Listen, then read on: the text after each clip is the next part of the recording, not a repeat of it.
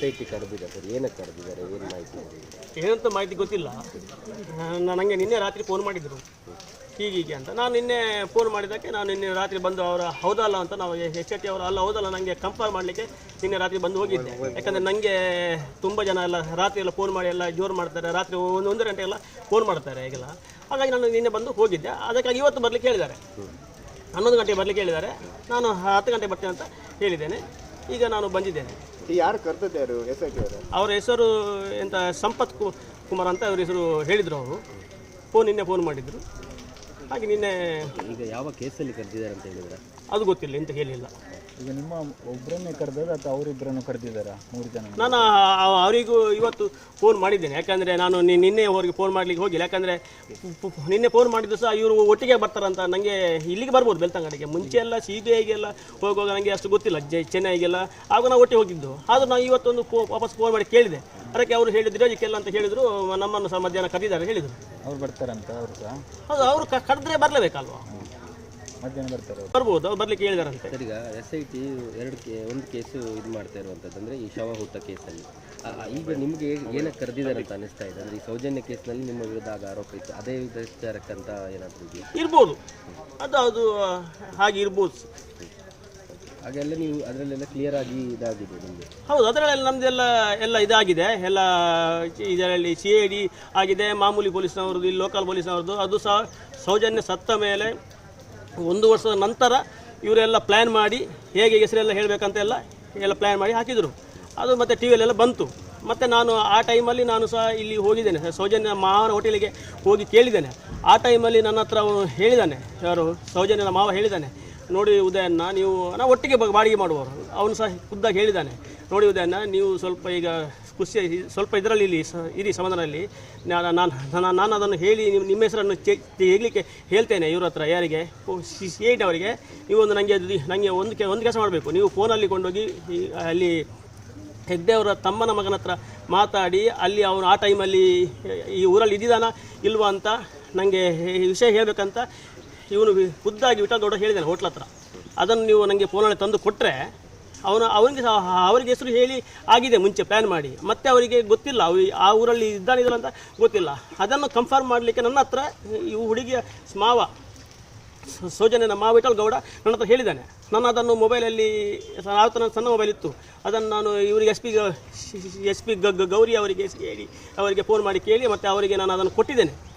Sir, ಈಗ ಆರಂಭದಲ್ಲಿ ಈ ಡಿಸ್ಕೋ ಟೆಸ್ಟ್ ಮತ್ತು ಬ್ರೈನ್ ಮ್ಯಾಪಿಂಗ್ ಒಳಗಾದ್ರೆ ನೀವು ಮಾತ್ರ ಅನ್ನೋದು ಈಗ ಒಂದು ಚರ್ಚೆ ಬರ್ತಾ ಇದೆ, ಕೆಲವರು ಸೋಷಿಯಲ್ ಮೀಡಿಯಾಗಳಲ್ಲಿ ಹಾಕ್ತಾ ಇದ್ದಾರೆ ನೀವು ಒಳಗಾಗಲೇ ಇಲ್ಲ ಅನ್ನೋದು. ಇದಕ್ಕೆ ಏನು ಹೇಳ್ತೀರಾ ನೀವು?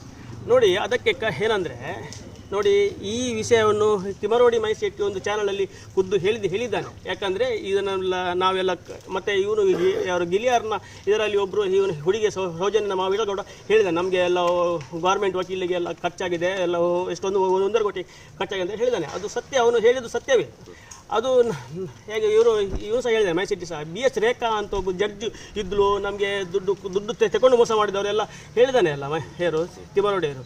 ನಮ್ಮನ್ನು ನೋಡಲ್ಲ, ನಾವು ಎಲ್ಲ ತನಿಖೆ ಎಲ್ಲ ನಮ್ಮದು ಎಲ್ಲ ಮ್ಯಾಪಿಂಗ್ ಅದೆಲ್ಲ ಆದ ನಂತರ ನಮ್ಮನ್ನು ಆ ಟೈಮಲ್ಲಿ ಇದ್ದದ್ದು ಬೇರೆದದ್ದು ಬೇರೆದದ್ದು ಜಡ್ಜಿ ಅವರೆಲ್ಲ ತನಿಖೆ ಎಲ್ಲ ಆಗಿ ನಮ್ಮನ್ನು ನಮ್ಮ ತನಿಖೆ ಆದಮೇಲೆ ಎಲ್ಲ ಬಿಟ್ಟುಬಿಟ್ರು. ಬ್ರೈನ್ ಮ್ಯಾಪಿಂಗ್ ಆಗಿದೆ ಇಲ್ಲಿ ಆಗಿದ್ದು ಇದರಲ್ಲಿ ಆಗಿದ್ದು ಬೆಂಗಳೂರಲ್ಲಿ. ನಾವು ಅದಕ್ಕಿಂತ ಮುಂಚೆ ನಮಗೆ ಬಂದು ನಾವೇ ಖುದ್ದಾಗಿ ಹೇಳಿದ್ದು. ಹಾಗೆ ಹೇಳಿದರು, ಪೊಲೀಸವರು ಹೇಳಿದರು, CBI ಅವರು ನೀವು ಅದಕ್ಕೆ ಕೈಯಲ್ಲಿ ಬರೆದು ಕೊಡಬೇಕು. ನಾವು ಆ ಟೈಮಲ್ಲಿ ಇಲ್ಲಿಗೆ ಹೋಗಿ ಚೆನ್ನೈಗೆ ಹೋಗಿದ್ದೇವೆ. CBI ಅವರ ಹತ್ರ ಮಾತಾಡಲಿಕ್ಕೆ ಹೋಗಿದ್ದು ಚೆನ್ನೈಗೆ, SP ಅವರಂತ ಇರಬೇಕು. ಅಲ್ಲಿ ಬರೆದು ಕೊಟ್ಟು ಮತ್ತು ನಮ್ಮನ್ನು ಇಲ್ಲಿ ಬರಲಿಕ್ಕೆ ಬೆಂಗಳೂರಿಗೆ ಬರಲಿಕ್ಕೆ ಹೇಳಿದ್ದಾರೆ. ನಾವು ಅದು ಸಹ ಇದು ಮಾಡಿ 3 ದಿನ ಮಾಡಿದ್ದಾರೆ. ಒಂದು ದೊಡ್ಡ ಕುರ್ಚಿಯಲ್ಲಿ ಕೂತು ಎಲ್ಲ ಇದಕ್ಕೆಲ್ಲ ಕೈಯಲ್ಲೆಲ್ಲ ಇದಿಟ್ಟು ಅದಕ್ಕೆಲ್ಲ ನಮ್ಮ ಹತ್ರ ಎಲ್ಲ ಪ್ರಶ್ನೆ ಕೇಳೋದು, ಅದು ಬೇರೆ ಮಾಡಿದರು.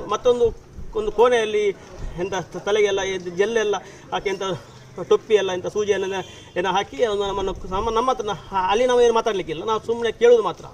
ಅದು ಆಚೆಯಿಂದ ಏನಾದರೂ ಪ್ರಶ್ನೆ ಆ ಥರ ಬರ್ತದೆ, ಆ ಥರ ಮಾಡಿದ್ದಾರೆ. ಅದು ಮಾಡಿದ ನಂತರವೂ ಸಹ ನಮ್ಮನ್ನು ಈ ಇದರಲ್ಲಿ ನಮ್ಮ ಹೆಸರು FIR ಇಲ್ಲ, ಏನಿಲ್ಲ.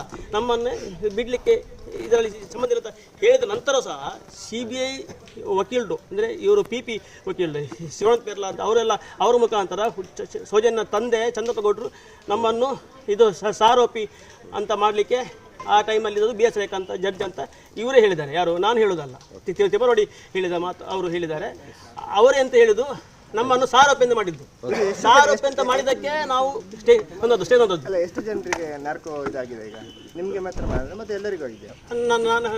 ಮುಜಾಕಾಗಿದೆ, ಮುಜಲಕ್ಕೂ ಒಟ್ಟಿಗೆ ಆತು ನೆಟ್ಟಾಯ್ತು.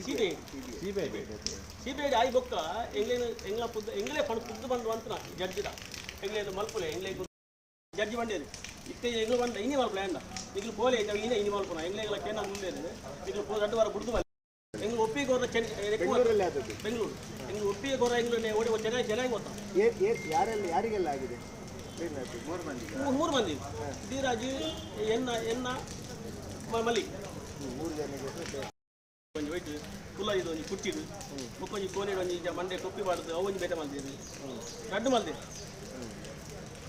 ಎಂಗ್ಲು ಐಕ್ ಮಲ್ತದ ಐಗುಂಡತೆ ಎಂಗ್ಲು ಅವು ತನಿಖೆ ಪೂರ ಮಲ್ತಾಯಿ ಮುಖ ಇದೇ ಬಾಧ್ಯತೆ ಮಾತ್ರ ಎಂಗ್ಲ ಮೇಲೆ ಎಫ್ಐಆರ್ಗೆ ಒಂಜಿ ಡೆತ್ ಬಗ್ಗೆ ಏರೆಲ್ಲ ಹೆಚ್ಚಿನ ಬಗ್ಗೆ ಮಾಹಿತಿ ಏರೆಲ್ಲ ವಿಷಯ ಹಲವಾದ ಗೊತ್ತಿತ್ತು ಏರ್ಲೈನ್ ಓದುಜಿ ಖಾಲಿ ಫೋನ್ ಮಾತ್ರ ಅನ್ನೆ ಬಂಡೆ ಮುಗ್ಗಿನ ಮೈಸನ್ನೆ ಬಂಡೆ ಮಟ್ಟನ್ನೆ ಬಂಡೆ ಅದು ಪೂರ ಎಂಗ್ಲನ ಹೆಂಗೆ ದುಡ್ಡು ಕೊಟ್ಟಂದು ಬರ ಹೆಂಗೆ ಅವೇ ಸಿಬಿಐ ಪೊಲೀಸ್ ಲಕ್ಷ್ಮಣ ಪೊಲೀಸರು ಅಡೆ ಬರ್ತದೇನು ಕ್ಷೇತ್ರ ಅರೆ ನೇನು ಬಂಡ ಕಾಂಟ್ಯಾಕ್ಟ್ 6 ಬಂಡೆ ಹೆಂಗಿಲ್ಲ ಒಂಜಿ 10 ರೂಪಾಯಿ ಹೆಂಗಿಲ್ಲ ಒಂಜಿ ಕಾಪಿ ಬರ್ತೀಯ ಏನು ಬೇಸ್ ಮೇಲ್ ಮಂತ್ರ ಪೊಲೀಸರು ಆ ರೀತಿ ಇಟ್ಟಾಡೋದಿಲ್ಲ దాదవుతుంది ఈ ఖాళీ లై దేరు పోందుల ఆతెన్ బల్ బొక్కీర లై పోది బొక్కీర దాద పాస్ బొక్కీర తీర ಏನ್ ದಯವನ್ನು ಗೊತ್ತಿಲ್ಲ ಗೊಂದಲ ಒಂದು ತೆಗುಲಿ ಭಯ ಮಟ್ರೆ